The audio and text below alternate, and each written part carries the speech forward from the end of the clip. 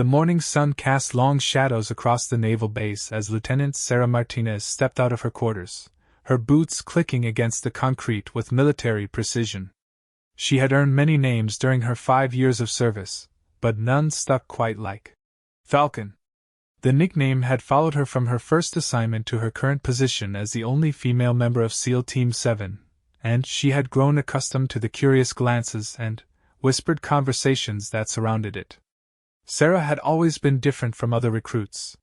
While her male counterparts relied on brute strength and aggression, she possessed an almost supernatural ability to read situations, to see patterns where others saw chaos, and to strike with deadly accuracy when the moment was right.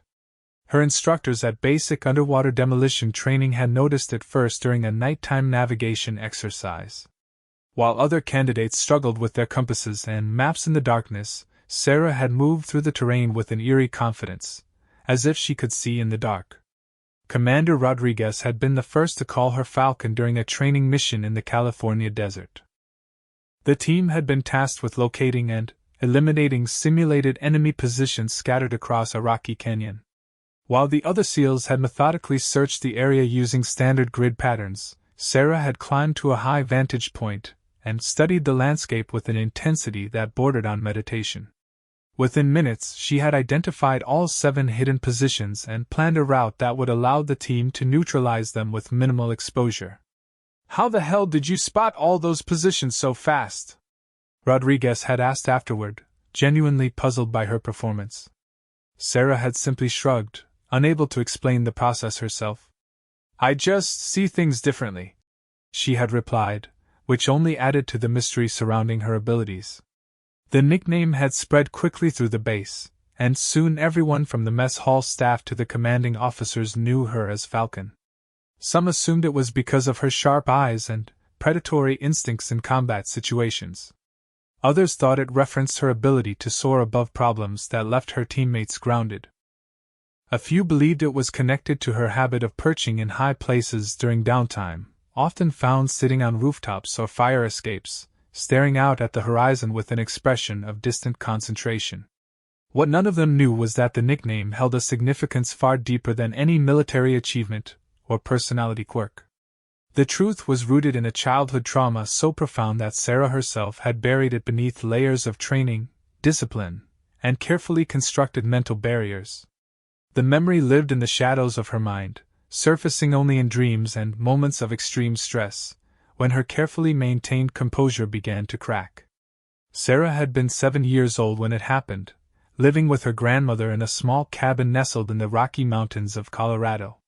Her parents had died in a car accident 2 years earlier, leaving her in the care of Elena Martinez, a woman who possessed an unusual connection to the natural world around their isolated home. Elena had been teaching Sarah about the wildlife that populated their mountain valley, helping her identify bird calls and animal tracks, when the incident occurred that would change everything. It had been a crisp autumn morning, the kind where the air was so clear that distant peaks seemed close enough to touch. Sarah had been playing in the backyard while her grandmother prepared breakfast, her attention focused on a family of chipmunks that had made their home beneath the old oak tree. She was so absorbed in watching their activities that she almost missed the subtle change in the forest sounds around her. The birds had stopped singing.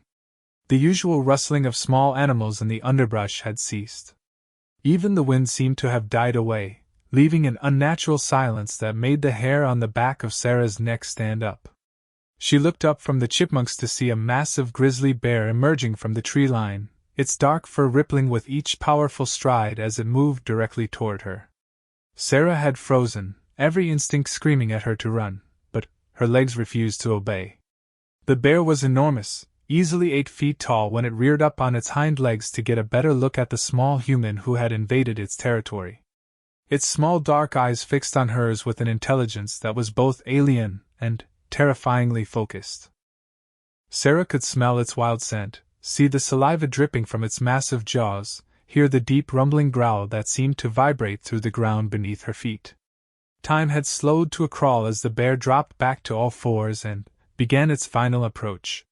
Sarah's mind had gone blank with terror, her body trembling uncontrollably as death approached with deliberate, unstoppable force. She tried to scream for her grandmother, but no sound emerged from her paralyzed throat.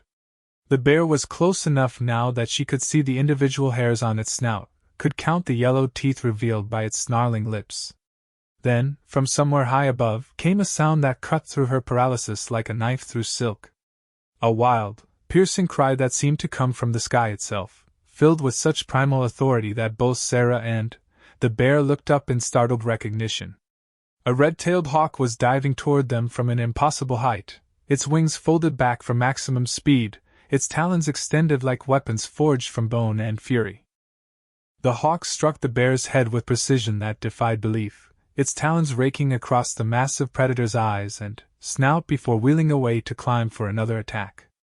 The bear roared in pain and confusion, swiping at the air where the bird had been, but the hawk was already positioning itself for a second dive. Again and again it attacked, never allowing the bear to focus on the small girl who stood transfixed beneath the ancient oak. Sarah watched in amazement as the battle unfolded above her. The hawk moved with a grace and intelligence that seemed almost human, anticipating the bear's movements and striking at precisely the moments when the larger animal was most vulnerable. It was as if the bird could read the bear's intentions before the bear itself knew what it planned to do.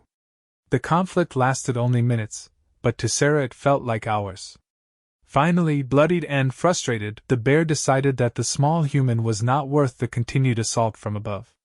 With one last angry roar, it turned and lumbered back into the forest, leaving Sarah alone with her unlikely savior. The hawk circled overhead for several more minutes, as if ensuring that the danger had truly passed, before settling on a branch of the oak tree. It looked down at Sarah with eyes that seemed far too intelligent for a wild bird, and in that moment, she felt a connection form between them that transcended species and logic. The hawk studied her with the same intensity that she had seen in her own reflection, and she understood with the clarity that only comes to children that this creature had not simply happened to be in the area when she needed help. Her grandmother had found them there 20 minutes later, Sarah still standing beneath the tree while the hawk maintained its vigil from above.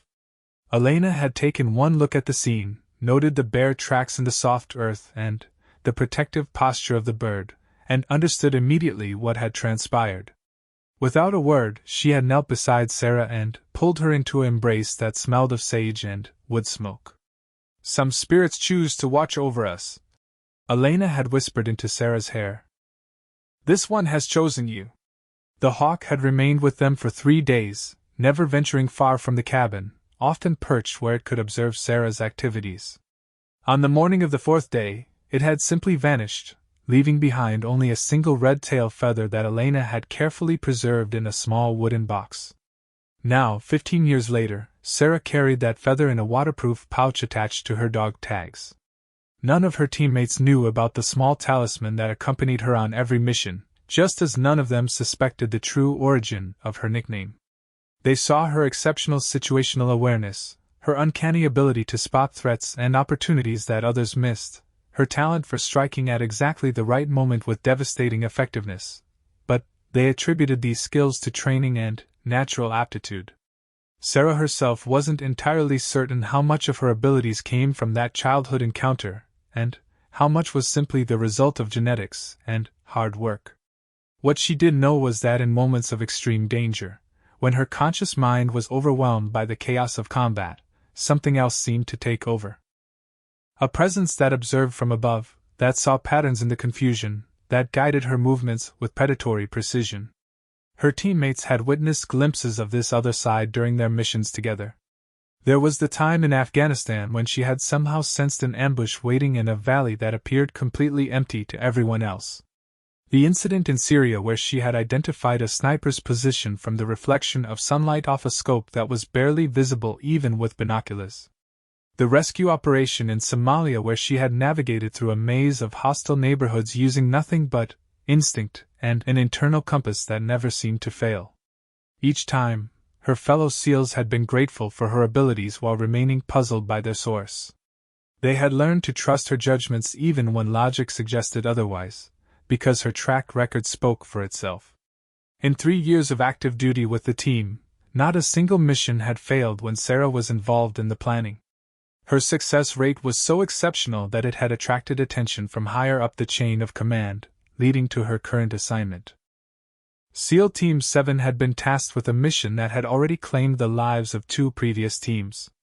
Intelligence had located a high-value target in a remote mountain compound along the Afghanistan-Pakistan border, but every attempt to reach the target had ended in disaster. The compound's defenses seemed to anticipate every approach, every strategy that had been attempted. Satellite imagery showed a fortress built into the mountainside, with multiple levels of security and defensive positions that covered every possible avenue of attack. Commander Rodriguez had requested Sarah specifically for this mission, despite objections from several senior officers who questioned whether the situation called for her particular skill set. The compound was located in terrain that bore an uncomfortable resemblance to the mountain valleys of her childhood, complete with rocky peaks, dense forests, and wildlife that had learned to be wary of human presence. As Sarah studied the mission briefings and satellite photographs spread across her bunk, she felt a familiar stirring in the back of her mind. The same intuitive awareness that had guided her through countless previous operations was beginning to focus on this new challenge. She could see patterns in the compound's design, weaknesses in its defensive arrangements, opportunities that the previous teams had missed. But there was something else, something that made her touch the small pouch containing her red tail feather and wonder if the connection she had formed as a 7-year-old girl was about to be tested in ways she had never imagined. The mission would take her back to the kind of wild, mountainous terrain where predators ruled and survival depended on abilities that couldn't be taught in any military school. Unknown to Sarah or her teammates, the forces that had shaped her childhood were about to converge on this remote mountain compound in ways that would finally reveal why everyone called her Falcon, and why that nickname carried a significance that went far beyond anything her fellow SEALs had ever suspected. The briefing room at the naval base had been transformed into a miniature war room, with topographical maps covering every available surface and multiple computer screens displaying real-time satellite feeds of the target compound. Sarah studied the intelligence gathered by previous reconnaissance missions while her teammates prepared their equipment in the adjacent armory.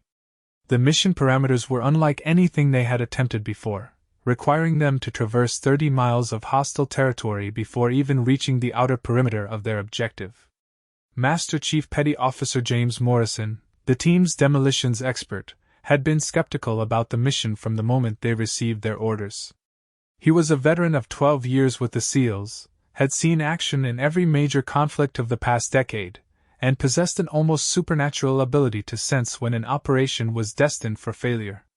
As he cleaned his weapons and organized his explosive charges, he couldn't shake the feeling that they were walking into a trap that had been carefully prepared for them.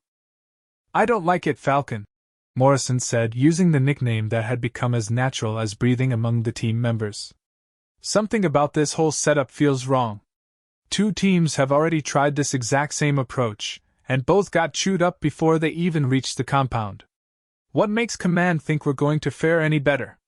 Sarah looked up from the terrain analysis she had been conducting, her dark eyes reflecting the same concern that Morrison had voiced. She had spent the last 6 hours studying every detail of the failed missions, looking for patterns that might explain why such highly trained teams had been defeated so completely. The reports made for grim reading. Both previous teams had lost contact with base approximately 12 hours into their insertion, with their last communications indicating that they were under attack from multiple directions by enemies who seemed to know their exact positions and planned movements. "The difference is going to be our approach route," Sarah replied, her finger tracing a path across the topographical map that diverged significantly from the routes taken by the previous teams. Both failed missions followed standard infiltration protocols, using the valleys and ridgelines that provided the most direct access to the target. "But look at this terrain feature here." She pointed to an area on the map that appeared to be a nearly vertical cliff face, rising almost 2,000 feet from the valley floor to a plateau that extended to within half a mile of the compound. The previous mission planners had dismissed this approach as too dangerous, noting that any team attempting to scale such a difficult route would be exhausted and vulnerable by the time they reached their objective. "You want us to free climb 2,000 feet of rock face?" asked Sergeant Mike Chin, the team's communications specialist, who had joined the conversation after overhearing Sarah's proposal. Chin was known for his dry sense of humor and his ability to maintain radio contact under the most challenging conditions, but even he seemed taken aback by the audacity of Sarah's suggested route. Not free climb, Sarah corrected, her finger moving along the cliff face on the map as she explained her reasoning. If you look closely at these satellite images, you can see that this isn't a smooth rock wall. There are ledges, crevices, and what appear to be natural handholds carved by centuries of erosion. More importantly, this approach puts us above the compound's primary defensive positions, which are all designed to repel attacks coming from the valley approaches. Staff Sergeant David Kim, the team's medic and second-in-command, studied the route Sarah had outlined with the careful attention he brought to all tactical decisions. Kim had served with Sarah on 8 previous missions and had learned to trust her instincts even when they contradicted conventional wisdom. He could see the logic in her approach, but he also understood the risks involved in attempting such a challenging infiltration route. Even if we can make the climb without being detected, Kim said thoughtfully, we'll be completely exposed on that cliff face for at least 6 hours. If they spot us halfway up, we'll be sitting ducks with nowhere to run and no cover. Sarah nodded, acknowledging the validity of his concern while continuing to study the satellite imagery with an intensity that her teammates had learned to recognize as a sign that she was processing information on levels they couldn't access. There was something about the terrain around the compound that triggered a response in her that went beyond tactical analysis. The rocky peaks and forested valleys reminded her of the mountains of her childhood, awakening senses that had been dormant since her grandmother's death 5 years earlier. The climb is definitely a risk, she admitted, but I think it's a calculated one. Look at the timing of the previous attacks. Both teams were detected and eliminated during daylight hours, when they were moving through the valley approaches. But this cliff face is on the north side of the mountain, which means it's in shadow for most of the day. If we time our ascent correctly, we can make the climb during the hours when visibility is at its lowest.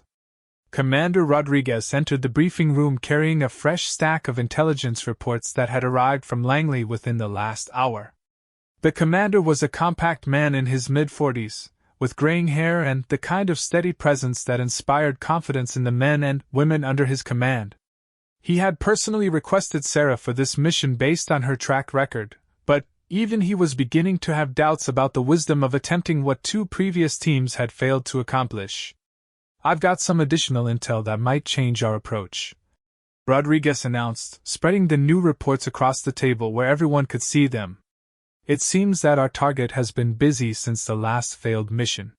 Satellite imagery from yesterday shows significant movement of personnel and equipment around the compound. Whatever they're planning, it's happening soon.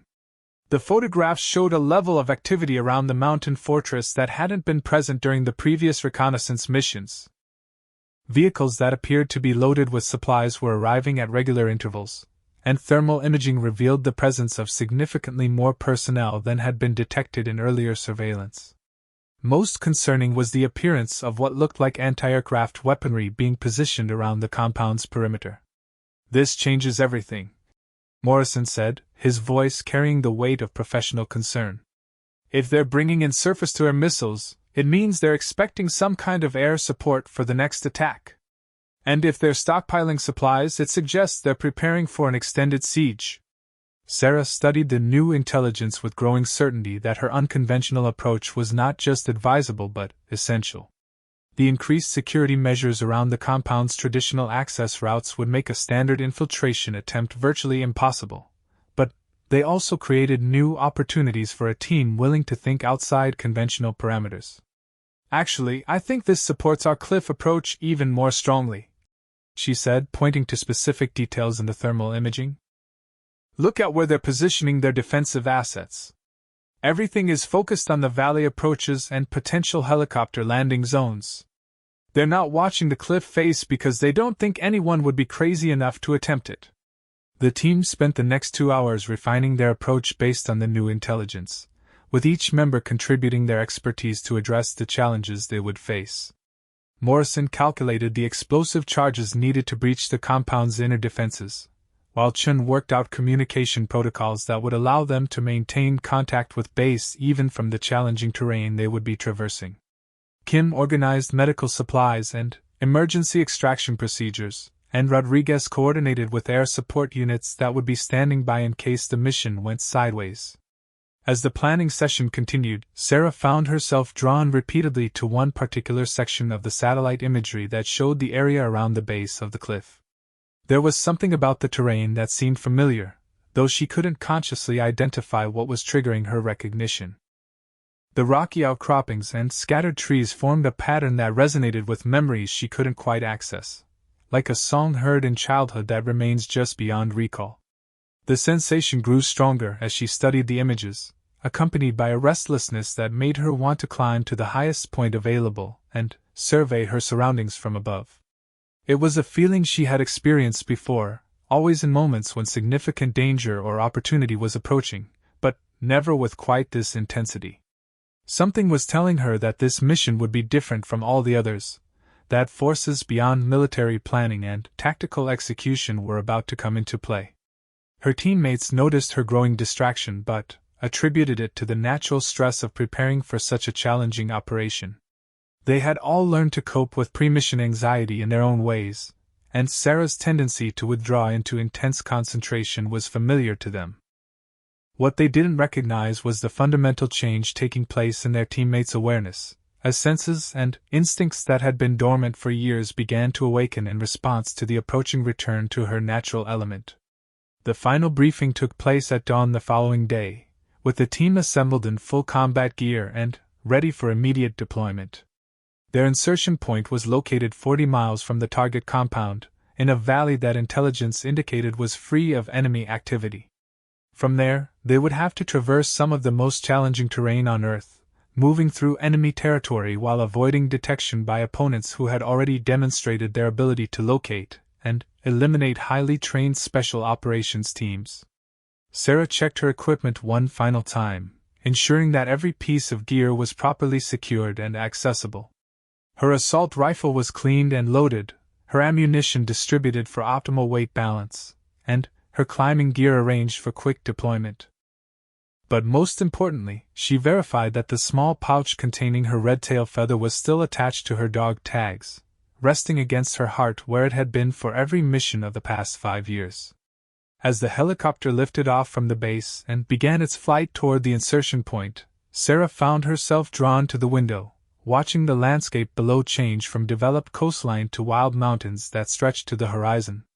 The terrain grew increasingly rugged as they flew inland, with rocky peaks and forested valleys that reminded her more and more of the Colorado mountains where she had spent her childhood. The flight took 2 hours, during which the team maintained radio silence and reviewed their mission parameters one final time. Each member was acutely aware that they were attempting something that had already claimed the lives of 16 highly trained operators, but they also understood that the stakes of the mission extended far beyond their personal safety. The intelligence gathered by previous reconnaissance missions indicated that the compound was being used as a planning center for terrorist operations that could affect civilian populations across multiple continents. As the helicopter approached the insertion point, Sarah felt the familiar transformation that occurred before every dangerous mission. Her senses became hyper-aware, her breathing deepened and steadied, and her mind entered the state of calm focus that had kept her alive through 3 years of combat operations. But there was something additional this time, an awakening of faculties that she couldn't identify or explain. The insertion went smoothly, with the team fast roping from the helicopter into a clearing that provided good concealment and multiple escape routes. Within minutes, they had secured the landing zone and established communication with their base, confirming that they had reached their objective without detection. The helicopter departed immediately, leaving them alone in territory that was beautiful, deadly, and somehow familiar to Sarah in ways that went beyond her tactical training. As they began their movement toward the compound, following the route that Sarah had planned during the lengthy preparation sessions, she found herself noticing details that her teammates missed. The way the wind moved through the trees carried information about weather patterns and the presence of other life forms in the area. The calls of birds in the distance revealed which species were native to this altitude and which were likely to be disturbed by human presence. Most importantly, her instincts were providing her with a continuous stream of information about potential threats and opportunities in their immediate environment. The first day of movement passed without incident, with the team covering 15 miles of difficult terrain while remaining undetected by enemy forces.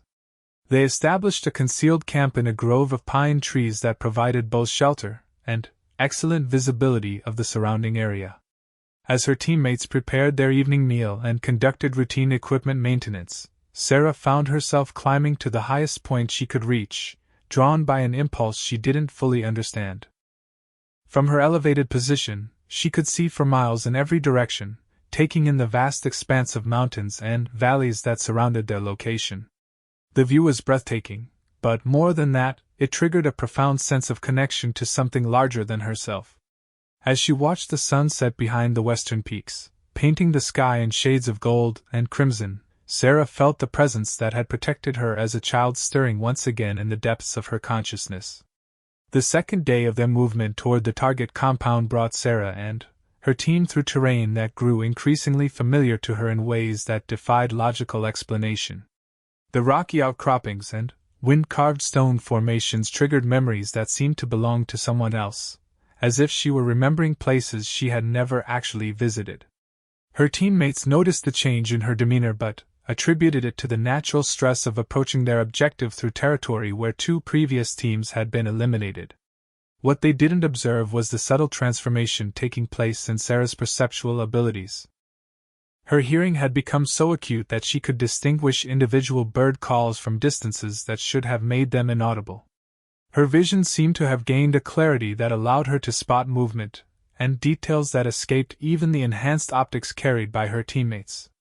Most significantly, her spatial awareness had expanded to encompass not just their immediate surroundings, but the entire landscape through which they were moving.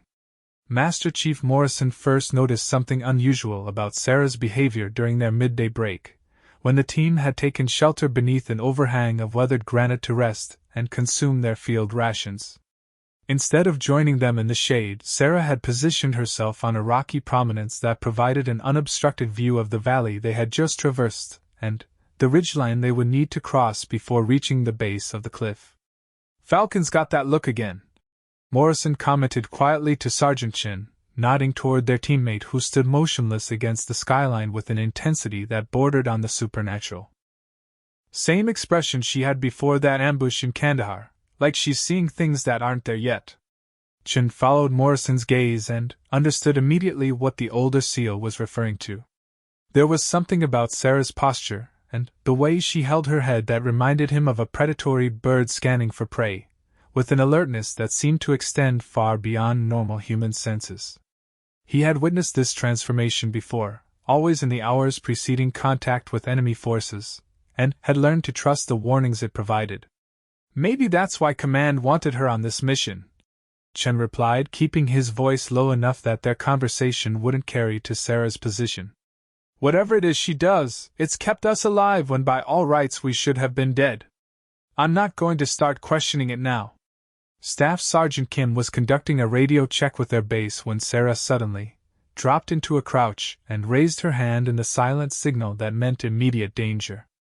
The team instantly went to ground, weapons ready, scanning their surroundings for threats that none of them could detect.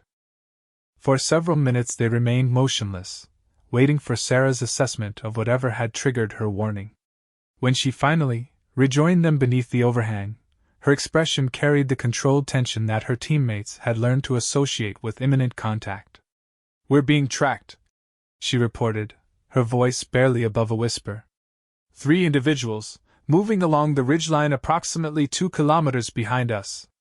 They've been following our route since we left the insertion point."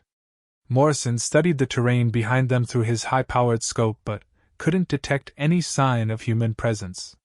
The rocky slopes and scattered vegetation provided excellent concealment for anyone with sufficient training, but his years of experience in similar environments should have allowed him to spot at least some indication that they were being observed. "Are you certain?" he asked, not questioning Sarah's judgment but seeking additional confirmation before making tactical decisions based on her assessment. I'm not seeing any movement or reflection that would indicate surveillance. Sarah pointed to a series of locations along the route they had traveled, describing signs that were invisible to her teammates, but unmistakable to her enhanced perception. Bird activity changes when humans pass through an area, she explained. The normal patterns of wildlife movement get disrupted in ways that are consistent and predictable. Our followers are good, but they can't eliminate all traces of their presence. Commander Rodriguez had been monitoring their conversation while maintaining overwatch of the approaches to their position. As team leader, he had to balance Sarah's exceptional track record against the tactical reality that making decisions based on unconfirmed intelligence could be as dangerous as ignoring legitimate threats. How confident are you in this assessment?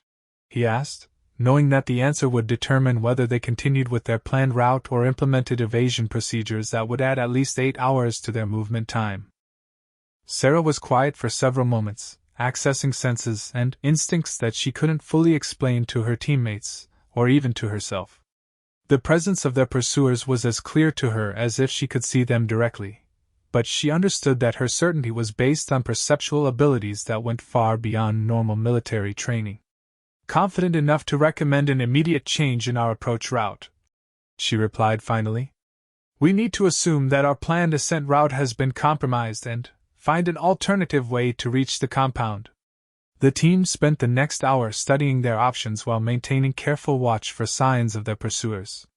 The topographical maps revealed several possible routes to their objective, but most involved crossing terrain that would expose them to observation from multiple directions. Sarah's alternative approach required them to move through a series of narrow canyons that would provide excellent concealment but would also limit their escape options if they encountered enemy forces. It's a risk either way, Kim observed as they finalized their new route. If we stick to the original plan and Sarah's right about being followed, we're walking into an ambush. But if we take these canyons and run into opposition, we'll be trapped with nowhere to go. Rodriguez made the decision that had kept his team alive through dozens of previous operations. We go with Falcon's assessment, he announced. Her instincts have never steered us wrong before, and I'm not going to start doubting them now. The alternative route took them through terrain that was even more challenging than their original approach, with narrow passages between towering rock walls that seemed to close in around them as they progressed deeper into the mountain labyrinth. Sarah led the way, navigating by instincts that grew stronger with each mile they traveled through the ancient stone corridors. As they moved through the canyons, Sarah began to experience flashes of memory that seemed to belong to someone else. Images of soaring high above rocky peaks, of seeing vast landscapes spread out below with crystalline clarity, of hunting with patience and precision that made human attempts seem clumsy and inefficient. The memories were accompanied by sensations of freedom and power that were intoxicating in their intensity. The canyons eventually opened onto a plateau that provided their first clear view of the target compound in the distance. The fortress was even more imposing than the satellite imagery had suggested, carved into the mountainside with defensive positions that commanded every approach route except the one they were now considering. The vertical cliff face that Sarah had identified as their best option rose directly before them, a wall of stone that seemed to stretch impossibly high into the thin mountain air. Jesus, Chen whispered as he studied the cliff through his binoculars. That has to be at least 2,500 feet, not the 2,000 we thought from the maps. And some of those sections look like they're actually overhanging. Are we really going to try to climb that? Sarah was already examining the rock face with an eye trained by years of technical climbing, identifying potential routes, and assessing the challenges they would face. But more than that, she was experiencing a strange sense of familiarity with the terrain, as if she had seen it before from an impossible perspective. The route is there, she said with quiet confidence. It's going to be technically demanding, but it's definitely climbable. And more importantly, it gets us above their defensive perimeter without having to fight through their ground-level security. Morrison was conducting his own assessment of the climbing route, paying particular attention to the sections that would be most vulnerable to detection from below. How long do you estimate for the full ascent? He asked, knowing that timing would be critical for avoiding observation during the most exposed portions of the climb. Sarah studied the cliff face for several more minutes before responding. 6 to 8 hours for the full team, depending on weather conditions and how much equipment we're carrying. We'll need to start the ascent well before dawn to ensure we reach the top while visibility is still limited. As they established their final base camp in a concealed position near the bottom of the cliff, Sarah found herself drawn once again to the highest point she could reach. From a rocky outcropping that provided an unobstructed view of their objective, she studied the compound and the surrounding terrain with an intensity that seemed to come from something beyond her conscious mind. The compound was a marvel of defensive engineering, built into natural caves and reinforced with modern construction techniques that made it nearly impregnable to conventional assault. But as Sarah observed the fortress and the mountain that surrounded it, she began to see patterns and weaknesses that weren't apparent from the satellite imagery or tactical analyses. The compound's designers had focused their defensive preparations on threats that approached from ground level or from the air, but they had overlooked the possibility of an attack from directly above. The cliff face that Sarah's team planned to climb led to a plateau that extended almost to the fortress walls, providing access to sections of the compound that were lightly defended because they were considered inaccessible. More significantly, Sarah's enhanced perception was revealing details about the compound's activities that weren't visible to conventional surveillance. The thermal signatures and movement patterns she could detect suggested that whatever operation was being planned would commence within the next 24 hours, making their mission even more time-critical than originally believed. As darkness settled over the mountains and her teammates prepared for the challenges ahead, Sarah felt the presence that had protected her as a child stirring once again in her consciousness. The sensation was stronger than it had ever been, accompanied by images and instincts that seemed to come from a source beyond her own experience. She touched the small pouch containing the red tail feather that she had carried through every mission, and for the first time since childhood, she felt a response. A warmth that seemed to emanate from the feather itself, accompanied by a sense of recognition that defied logical explanation. Something was awakening within her, something that had been dormant since her grandmother's death, preparing for a confrontation that would finally reveal the true significance of her nickname. The climb would begin in less than 6 hours, taking them up a vertical wall of stone toward a fortress that had already claimed the lives of 16 elite operators. But Sarah felt a certainty growing within her that this mission would be different, that forces beyond military training and tactical expertise were about to come into play. The presence that had saved her from the grizzly bear so many years ago was stirring once again, and this time it would not be content to observe from the shadows. The ascent began in the absolute darkness that comes only in mountains far from any source of artificial light, with Sarah leading her team up a vertical wall of stone that seemed to stretch endlessly into the star-filled sky above. Her teammates followed her progress by touch and the soft whisper of climbing equipment, trusting her route-finding abilities in terrain where a single mistake would send them plummeting to their deaths on the rocks below. Sarah moved up the cliff face with a fluidity that defied the difficulty of the route she was pioneering. Her hands seemed to find holds that were invisible to the others, and her body flowed from position to position with an economy of movement that conserved energy while maintaining steady upward progress. Behind her, Morrison, Chen, Kim, and Rodriguez followed the path she established, their breathing growing labored in the thin air as they climbed higher into the night. 3 hours into the ascent, as they paused on a narrow ledge to rest and adjust their equipment, Sarah experienced the first of the visions that would transform not only her understanding of herself but the entire nature of their mission. Without warning, her consciousness seemed to separate from her physical body, rising high above the cliff face to observe their progress from an impossible aerial perspective. From this elevated viewpoint, she could see not only her team's position on the rock wall but the entire landscape surrounding the compound.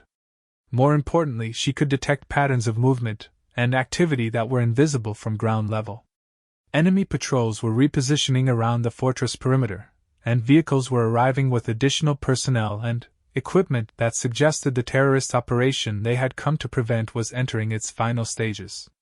The vision lasted only seconds, but when Sarah's awareness returned to her physical body, she possessed information that would prove crucial to their mission's success. She could see the optimal route to the top of the cliff, the exact timing needed to avoid detection by the patrols below, and most significantly, the precise location where they would need to breach the compound's defenses. "Change of plans?" she whispered to her teammates as they prepared to continue their climb. "We need to reach the top within the next 2 hours. After that, the patrol schedule changes and will be exposed to observation from the compound." Rodriguez studied Sarah's expression in the faint starlight, recognizing the intensity that indicated she was accessing information through means that went beyond conventional intelligence gathering. "How can you know their patrol schedule?" he asked, not questioning her assessment but seeking to understand the source of her certainty. Sarah touched the pouch containing her red tail feather, feeling the warmth that had been growing stronger throughout their ascent. "I just know," she replied, understanding that any attempt to explain her enhanced awareness would only create doubt and confusion among her teammates. "We need to trust this information." The team resumed their climb with renewed urgency, following Sarah's lead as she navigated increasingly difficult sections of the route with supernatural confidence. Her movements had taken on a quality that reminded her teammates of something wild and untamed, as if she were operating on instincts that had nothing to do with her military training. As they approached the final pitch before reaching the plateau, Sarah experienced another vision that revealed the true scope of the operation they had come to disrupt. The terrorist cell had acquired chemical weapons that were being prepared for deployment against civilian targets in multiple countries. The compound scheduled to be dispersed would cause mass casualties on a scale that would dwarf any previous attack, and the operation was scheduled to commence at dawn. This time, the vision came with additional information that chilled Sarah to her core. The previous SEAL teams had not been eliminated by conventional defensive measures but by something far more sinister.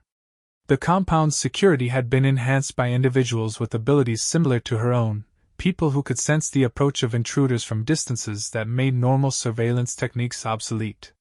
When Sarah pulled herself over the edge of the cliff onto the plateau, she found herself in terrain that was achingly familiar despite the fact that she had never been there before. The rocky outcroppings and scattered vegetation formed patterns that resonated with memories that belonged to something beyond human experience. As her teammates joined her on the plateau, she felt the presence that had protected her as a child fully awakening for the first time since her grandmother's death. The transformation was subtle but profound. Sarah's senses expanded to encompass not just their immediate surroundings, but the entire mountain ecosystem. She could feel the movement of every living creature within miles, could sense the emotional states of her teammates with crystalline clarity, and most importantly, could detect the unnatural presence that guarded the compound ahead of them. "We're not alone up here," she warned her team as they gathered their equipment and prepared for the final approach to their objective. "There's something in the compound that isn't entirely human, something that's been killing the previous teams before they could complete their missions." Morrison checked his weapons one final time, his expression grim but determined. "What kind of something?" he asked, understanding that Sarah's warning was based on perceptions that none of them shared but that had never proven false in the past. Sarah was quiet for several moments, accessing memories and instincts that were only now becoming clear to her. "Something like me," she finally replied. "But twisted, corrupted, turned toward purposes that are fundamentally evil." As they moved across the plateau toward the compound, Sarah felt the red tail feather against her chest growing warmer with each step. The presence that had saved her from the grizzly bear was fully awakened now, no longer content to observe from the shadows but ready to engage in direct confrontation with the forces that threatened not only her team but countless innocent lives. The compound's outer defenses were exactly as Sarah had seen in her vision, with guard positions and sensor arrays that could be bypassed using the route she had identified during her aerial reconnaissance. They reached the fortress walls without detection, finding themselves in position to observe the final preparations for the chemical weapons deployment that was scheduled to begin within hours. Through reinforced windows, they could see technicians in protective suits loading containers onto vehicles that would carry death to unsuspecting populations across multiple continents. The sight filled Sarah with a rage that seemed to come from something beyond her individual consciousness, a fury that spoke of ancient responsibilities and protective instincts that transcended human understanding. "There," she whispered, pointing to a section of the compound where thermal imaging revealed the presence of the individual she had sensed during her visions. That's what killed the other teams. We need to neutralize it before we can complete the mission. The figure that emerged from the depths of the compound moved with a fluidity that mirrored Sarah's own enhanced abilities, but where her presence radiated protective instincts, this entity emanated malevolence that seemed to poison the very air around it. Sarah's teammates could sense the wrongness that surrounded their opponent even without the enhanced perception that allowed their leader to see its true nature. The confrontation that followed was unlike anything that appears in military training manuals or tactical doctrine. Sarah found herself moving with speed and precision that seemed impossible for a human being, guided by instincts that had been dormant for 15 years but were now fully awakened. Her opponent possessed similar abilities, but they had been corrupted by purposes that were fundamentally opposed to the protective nature of Sarah's gifts. The battle ranged across the compound's upper levels, with Sarah's teammates providing covering fire while she engaged in single combat with an entity that seemed to shift between human and something far more predatory. Windows shattered, concrete cracked, and the very air seemed to vibrate with energies that defied scientific explanation. In the climactic moment of their confrontation, as Sarah felt her strength beginning to wane against an opponent whose malevolence seemed inexhaustible, she heard a sound that transported her instantly back to her childhood. A wild, piercing cry that came from somewhere high above, filled with primal authority and protective fury that cut through the chaos like lightning through storm clouds. A red-tailed hawk dove from the night sky with talons extended, striking Sarah's opponent with precision that defied belief. The entity that had killed 2 previous SEAL teams found itself suddenly vulnerable, its attention divided between the human opponent before it and the aerial attacker that seemed to anticipate its every move. In that moment of distraction, Sarah struck with every ounce of strength and skill she possessed, channeling not only her military training but the protective instincts that had been awakened by her childhood encounter with the wild. Her opponent fell, its malevolent presence finally extinguished, leaving the compound's remaining defenses vulnerable to conventional assault. The mission that followed proceeded with textbook precision. Morrison's explosive charges neutralized the chemical weapons before they could be deployed, while Chin coordinated with air support to extract intelligence that would prevent similar attacks in the future. Kim provided medical support for wounded terrorists who would live to face justice for their crimes, and Rodriguez coordinated the overall operation with the efficiency that had made their team legendary.